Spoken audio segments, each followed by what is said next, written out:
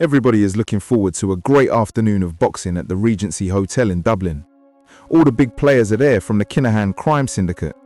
Daniel Kinahan is present, as are his younger brother Christy Jr., Liam Byrne, David Byrne and the rest of the Kinahan crew. Men who exude a menacing, arrogant, we're bigger than you energy as they trail him around the Regency in their high-end designer clothes. The boxing weigh-ins are going ahead as usual. Even though many of the Kinahan crew are in attendance, there is still an air of unpredictability. But surely no one would dare encroach on Daniel Kinahan's afternoon of boxing at the Regency Hotel. That afternoon, Daniel Kinahan felt untouchable, mistakenly so. He was enjoying playing the superstar boxing promoter, followed closely by his bodyguards, who shadowed him throughout the hotel. You see, Daniel Kinahan is the son of Christy Kinahan Sr. Christy Kinahan Sr. is the real boss of bosses, the godfather of crime, the head of the Irish Mafia. This is no small feat. The Irish Mafia is one of the most dangerous and brutally violent criminal syndicates around.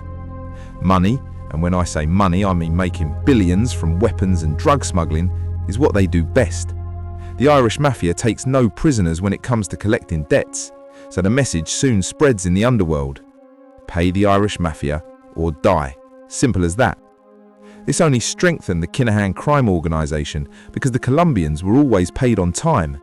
That meant there would be a constant supply of containers filled to the rafters with Colombian bricks on their way to an Irish cove or port.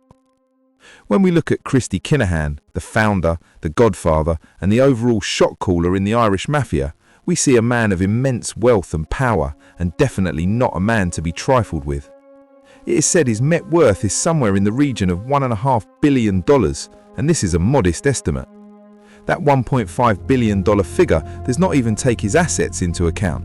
So Christy Kinahan, the founder of the Irish drug and weapons smuggling cartel, could really have a net worth well into the tens of billions. Christy Kinahan Sr. has never been slow to the party when it comes to investing finances in the right countries, in the right businesses, in places with the right tax brackets. Christy Sr. was no slouch, no dummy. Mr. Kinahan was an intelligent, forward-thinking, strategic operator, and certainly not your average run-of-the-mill criminal. Most underworld figures attending were surprised to see Daniel Kinahan back in Dublin, especially so soon after the still unsolved death of Gary Hutch on the Costa del Sol. Daniel had tried to blame the Russian mafia for the killing, but the Hutches and other criminal syndicates in Dublin did not believe that story. They were convinced Gary Hutch had been double-crossed and murdered by the Kinahan crew in Spain. Little did Daniel know that his false sense of invincibility was about to be shattered by a volley of automatic gunfire. All of a sudden, the Regency Hotel turned into a war zone. People screamed in terror, shouting in fear-ridden voices, "It's the Gardaí! The Gardaí shooting at us!" The screams of a young boy echoed through the chaos as he called for his father. His father replied in a trembling, urgent voice, "Come on, son, we need to go."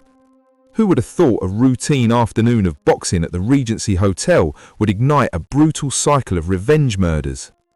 Through the smell of gun smoke and the rattle of gunfire, 3 men in Gardaí uniforms armed with AK-47s could be seen alongside another man in a flat cap, shouting, "I can't see him! I can't see Daniel!" A man dressed in women's clothing suddenly shouted, "There's one of them!" He was pointing at David Byrne, who was crouched in the lobby. As soon as Byrne was spotted, he was executed on the spot by one of the gunmen dressed as Gardaí. In the blink of an eye, one of the highest-ranking members of the Kinahan Crime Syndicate was dead, executed in broad daylight at the Regency Hotel. It was a grim preview of the bloodshed to come, as the feud that followed became one of the most brutal and shocking in Dublin's criminal history. David Byrne, aged 33, was a senior member of the crime syndicate. He was the brother of Liam and Trevor Byrne, all part of a notorious Dublin family deeply involved in criminal activity. The Byrnes were feared in their own right, violent, powerful and widely recognised as a dominant force in Dublin's underworld. Teaming up with the Kinahans, the so-called Irish criminal royalty, was a natural step towards cementing total control over drug and weapons smuggling. But make no mistake, the power players are the Kinahans. At the top of the table sits Christy Kinahan. If this were Italians, like in those old gangster movies, Christy Kinahan would be considered the godfather, the Don. Ultimately, if he feels it necessary to insert his presence in any situation, he will of course have the final say. Then you have Daniel Kinahan. Daniel seems to be the man steering the ship now. He's the one who has been lucky or unlucky enough to inherit the multi-billion euro a year Kinahan drug and weapons smuggling organization. If you compare Daniel Kinahan's role to a similar position in the Italian mafia, Daniel would be the underboss. The underboss has immense power and is the godfather in waiting. Then there is Christie Jr. Christie Jr. is considered the group's finance specialist. He's a man of strategy, not a man of violence. If we were to compare Christie Jr.'s role to a role in the Italian mafia, he would be the consigliere. The consigliere is extremely important to the criminal outfit. He's a trusted advisor and counselor to the boss, forming the administration with the boss and underboss, and acting as a crucial, high-ranking but often low-profile figure who provides advice, mediates disputes, and represents the family's interests. As you can see, Christie Jr. plays a very important role in the family business. As the events transpired at the Regency Hotel, utter shock and disgust ran through Ireland. There were children at this event. Innocent patrons had brought their families to the boxing for the afternoon. The last thing they expected was a volley of automatic gunfire and the broad daylight execution of high-ranking Kinahan cartel member David Byrne. The events at the Regency Hotel shocked the UK and shocked the world alike.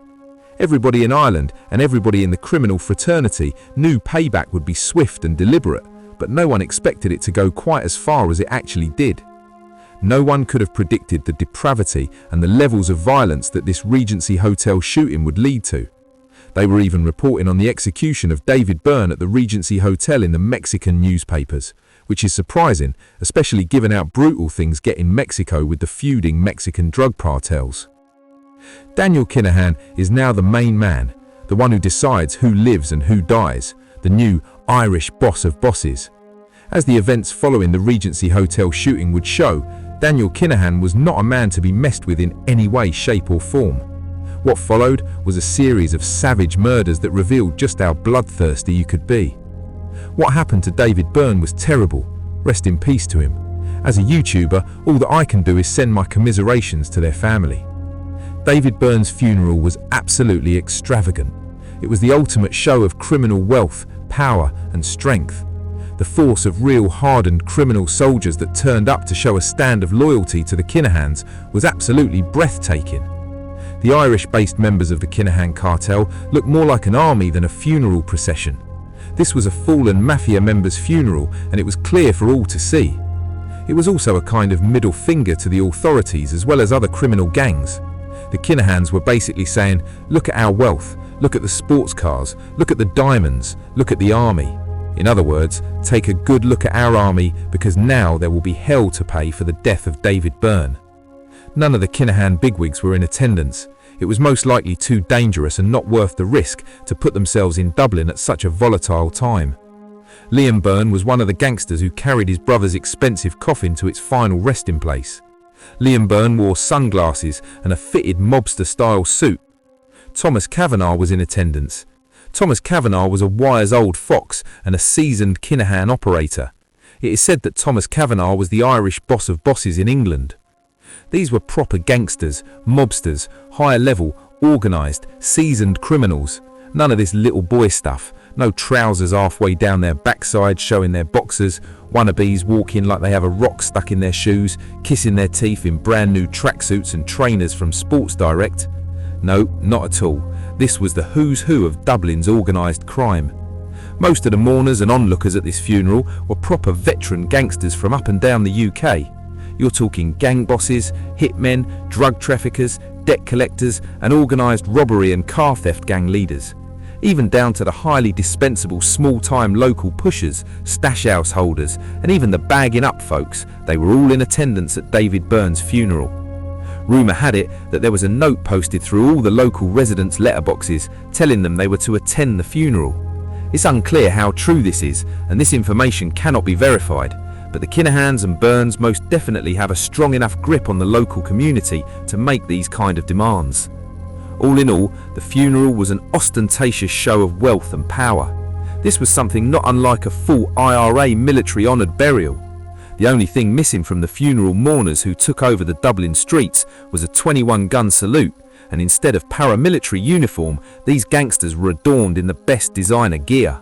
And as for the 21-gun salute, there were no guns visible at the funeral, but a wave of daylight brutal killing was set to hit the north and south side of Dublin in the way that Ireland has never seen before.